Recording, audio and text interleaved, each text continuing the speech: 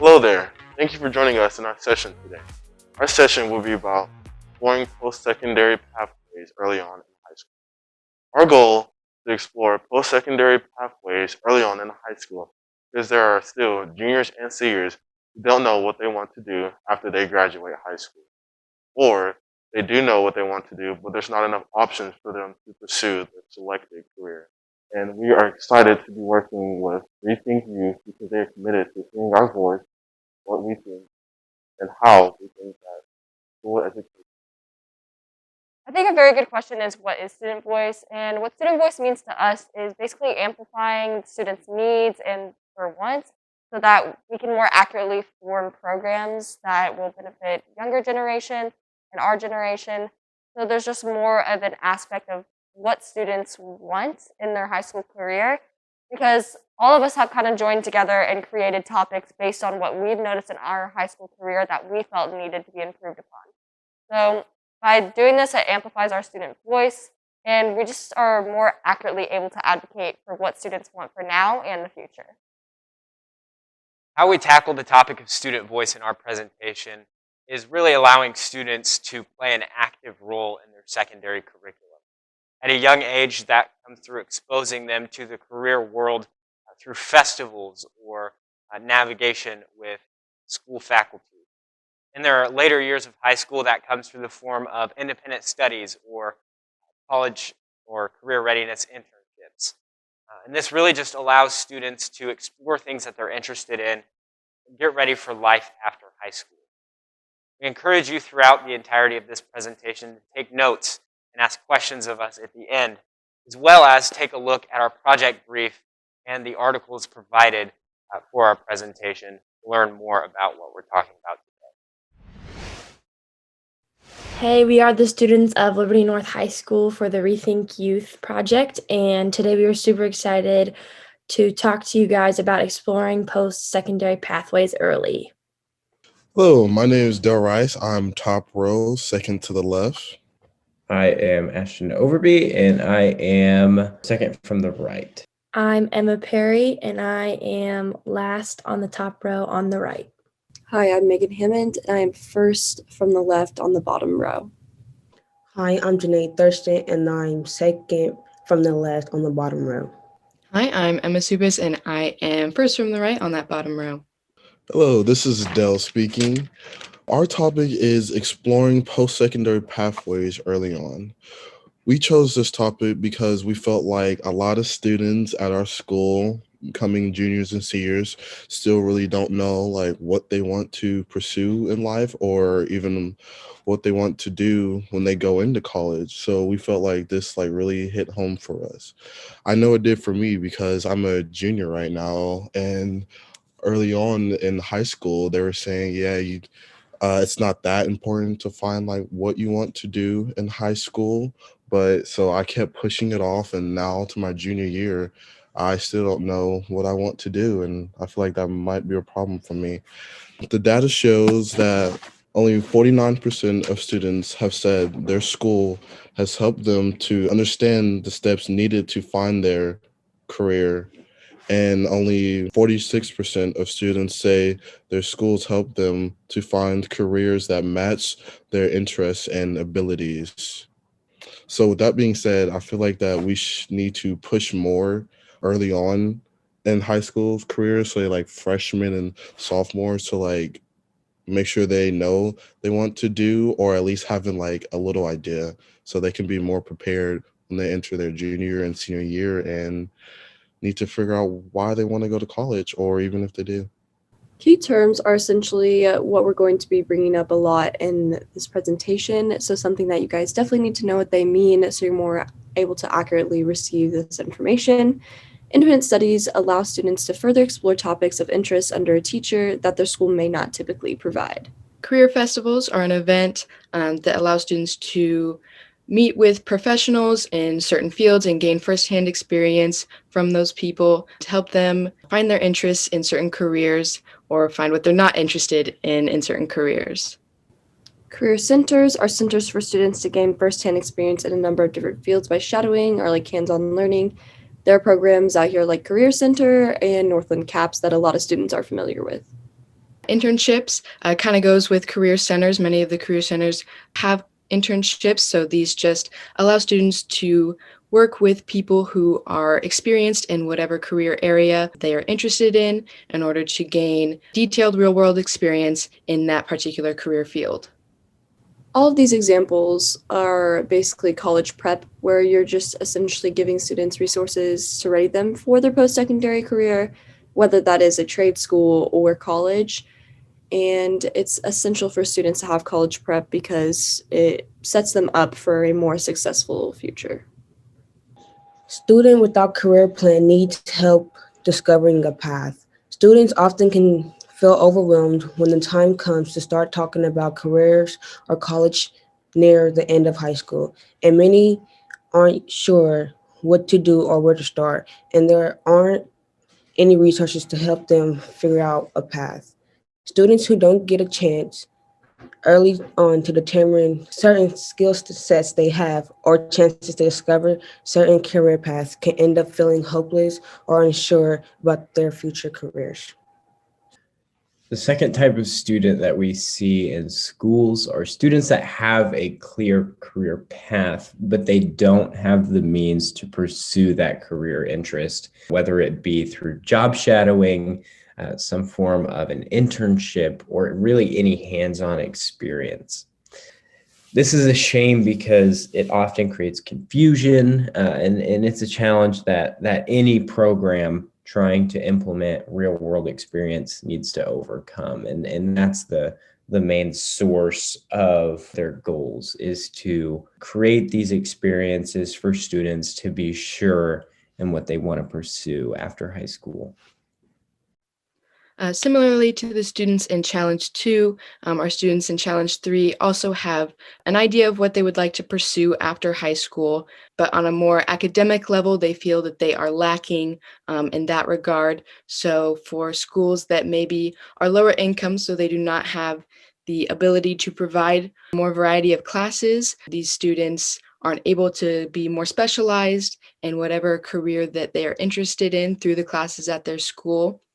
Or maybe they just don't have enough teachers who know something about that field that they can learn from, or students who maybe do go to a school that has a more variety of classes, but they feel that they are a little bit faster paced, and so they kind of feel stuck in the pace of their classmates, and that they could probably be advancing further in their preparation for college if they were able to study on their own or learn at their own pace. In light of what was just mentioned, we have three different primary groups of students that we are trying to serve. Those who don't have any idea what they want to do after high school, and those who do, but take it in a different approach. What we're trying to do in this presentation is really stimulate a conversation around the Kansas City metro area of proposing these solutions and proposing these opportunities for students and what that would look like in individual schools. The first subtopic is about exposure. This is the first vital step to helping students understand what they want to do. And I got to interview Colleen Jones, the Director of Career Service Opportunities in the Liberty Public School District. And when asked about the purpose of career festivals and aptitude tests, she said, to provide opportunities for students to visit with industry professionals and learn more about the skills and dispositions needed for specific careers, to let students explore how the skills they have may translate to a career someday, to help students think about what courses may help them with their 4-year plan. I thought this was really insightful because I think often a lot of kids are scared about career fairs and don't really understand how to benefit from them. But honestly, the earlier that kids can be exposed to different kinds of aptitude tests or learning about different companies or jobs, then they can soon see things in themselves that they wouldn't have considered before and could eventually really benefit themselves for the future. So I think the quicker that students are exposed to more opportunities, then the more they can start to have an idea and learn more about themselves.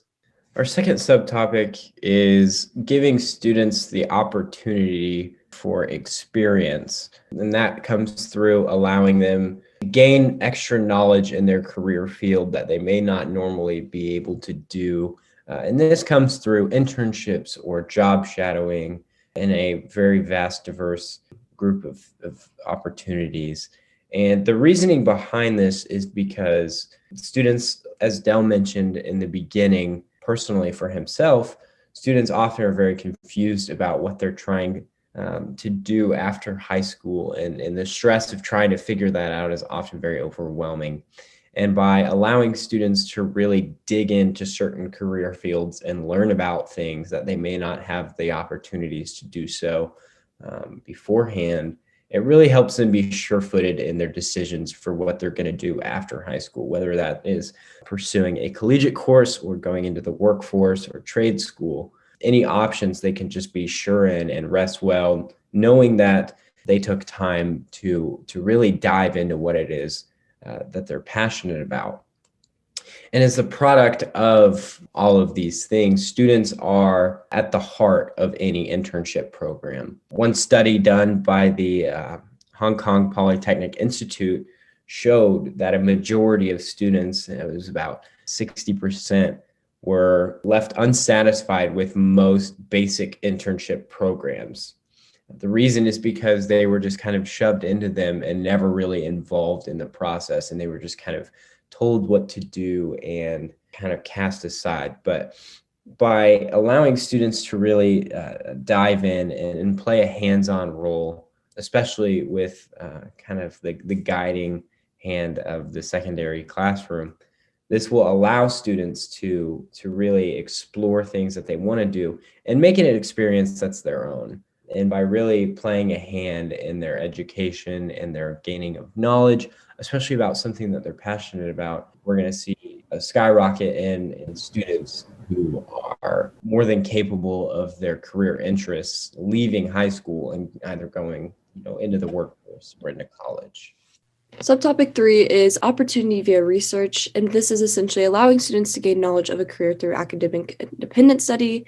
And oftentimes this can look like many teachers having multiple degrees in topics of study that maybe they aren't necessarily teaching. So then they will become an independent study teacher and allow students to further explore that topic. For me personally, what independent study has looked like for psychology is essentially you choose a thesis and you research that thesis for either the semester or the year. And at the end of the year, you present that thesis to a group of either teachers, students, both, and it just essentially furthers your knowledge a lot more than you would in a typical class offered because it is so individual based. So like you're going to research the amount you want to research. And personally, I am so thankful for my independent study experience because it has like genuinely put me in a position in education where I know exactly what I want to do and how I want to do it. And that's something that I want a lot more students to have because it is so essential for further years in an academic experience. But at the end of the day, they're super easy to implement and would benefit students incredibly. At the end of the day, each of these 3 topics and solutions are meant to help students to figure out or gain experience in certain careers that they have already chosen for themselves or need exposure to. So this is basically just making certain programs and aptitude tests and things like that more available for students who need that help in getting ready for college, trade school, whatever they are planning to pursue after high school, or to help them gain knowledge of what they want to do after high school. Personally, as someone who kind of already had a career that they were wanting to go into, each of these experiences would have definitely been helpful to me in order to gain more experience in what I wanted to do and also kind of have more guidance toward that kind of career field.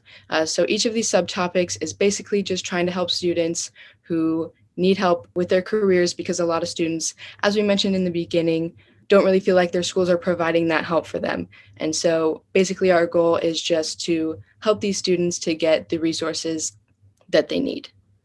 So this is our solution for challenge 1. Like I said earlier exposure to things like career fairs and aptitude tests can really help students narrow down what they want to do at an earlier age so that when it gets time for them to start applying to colleges and thinking about if they want to go into trade school, they have a clear idea and they have a clear path of what they need to know. This one is clearly the first topic because you obviously have to kind of have an idea as you start to go through your high school. And so as we were researching, we found that career fairs not only benefit kids in helping them find certain jobs that they think they would be interested in, but also it can help them have that face-to-face contact, especially in today's world with social media and obviously COVID. There's not a lot of face-to-face contact for kids, and so a lot of them are missing out on that social skill that you have to learn in a work environment. As students are able to connect with more people, they can start to build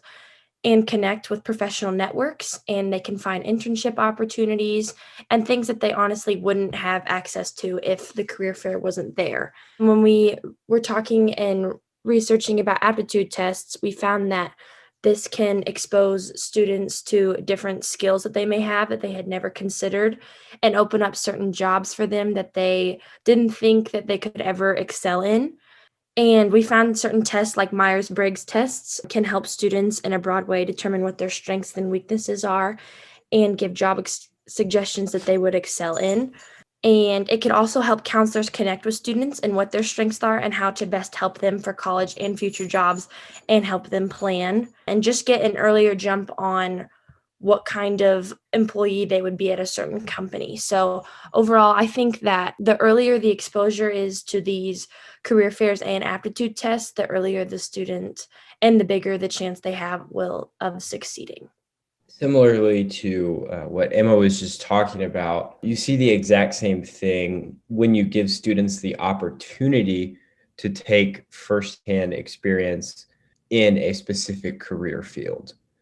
By allowing them to be sure-footed in those decisions earlier on and really just exposing them to the career world, it's going to create students who are more motivated in college to pursue a specific degree, or in the workforce, it's going to motivate them to work up whatever type of ladder they need to, whether it be corporate chain or if it is just gaining knowledge and expertise in a specific field. By showing students these opportunities and giving them the chance to really run with them, it's going to have resounding impacts in creating students who are really just motivated to work every day and really pursuing what it is that they love. Our solution for Challenge 3 was basically implementing these voluntary independent study programs. This would allow students to do in-depth research on these topics pertaining to their specific career that they've been wanting to pursue. And like I mentioned earlier, this would be with the assistance of a teacher who has the experience in that subject, because a lot of teachers have these degrees and are passionate about them, and students are passionate about these subjects, so why aren't we teaching them? This gives the opportunity for students to be able to exercise their passion, and it just overall benefits as they get more knowledge on their future career. And there has to be a certain type of personality for these students, just because in the sense of it is very much student based, where you will be doing your own learning and research. So they're going to need independence, time management, and essentially they really need to care about their subject and want to pursue it to its full extent. So for Challenge 1, career fairs would be beneficial to any school in Kansas City, especially with how versatile they can be with COVID. There have been many virtual career fairs just in this year. Career fairs are cost effective and can be a great opportunity for kids at lower income schools to be able to connect with professionals and learn certain skills about themselves or certain jobs they may be interested in that they didn't think were possible before.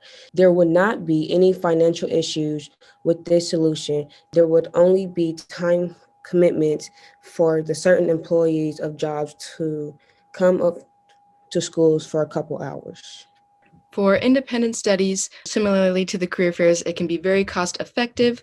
It really only requires the volunteer of both the students and the teachers. And really the only cost that would go into that would either be for resources for students if they need it, and also compensation for teachers who choose to oversee the independent students.